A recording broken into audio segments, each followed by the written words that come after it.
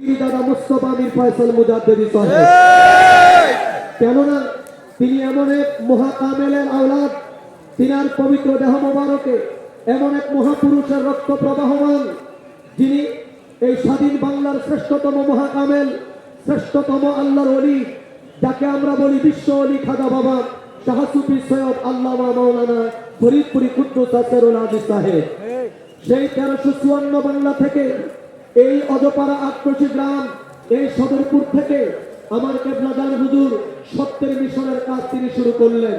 সুদীর্ঘ প্রায় 55 বছর অতিবাহিত হলো। এই সুদীর্ঘ সময়ের মধ্যে আমার কেবলাদার হুজুর দ্বারায় এবং আমার কেবলাদার হুজুর পাকের আওলাদদের দ্বারায় এবং কেবলাদার হুজুরের প্রতিষ্ঠিত জাকের পার্টি দ্বারা এই দেশের কোন মানুষের, কোন জনসাধারণের কোন ক্ষতি হয়েছে এমন ইতিহাস এই দেশের কোন মানুষ বলতে পারে নাই, ইনশাআল্লাহ আগামী দিনেও পারবে না।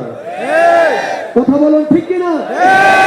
আজকে আমরা সেই মহান নেতার আদর্শে উজ্জীবিত হয়ে, সেই মহাকামেল আমার কেবলাদার হুজুরের আদর্শে অনুপ্রাণিত হয়ে, আমার কেবলাদার হুজুরের সেই সত্যের দাওয়াত গ্রহণ করে আজকে বাংলাদেশের প্রত্যন্ত অঞ্চল থেকে গরিব দুঃখী মেহনতি মানুষ হেজবুল্লাহ ইমাম জাকের পার্টির মহামান্য চেয়ারম্যান মহোদয়ের ডাকে সাড়া দিয়ে আজকে বিশ্ব জাকের মঞ্জিল 22 পাক দরবার শরীফের 5 কিলোমিটার এলাকা জুড়ে আজকে শুধু লোকালয় আর লোকালয়, চতুর্দিক যেদিকে আপনার চোখ যাবে শুধু আজকে শান্তিকামী জনতার উপস্থিতি দেখতে আমরা পাই। কথা বলুন ঠিক কিনা?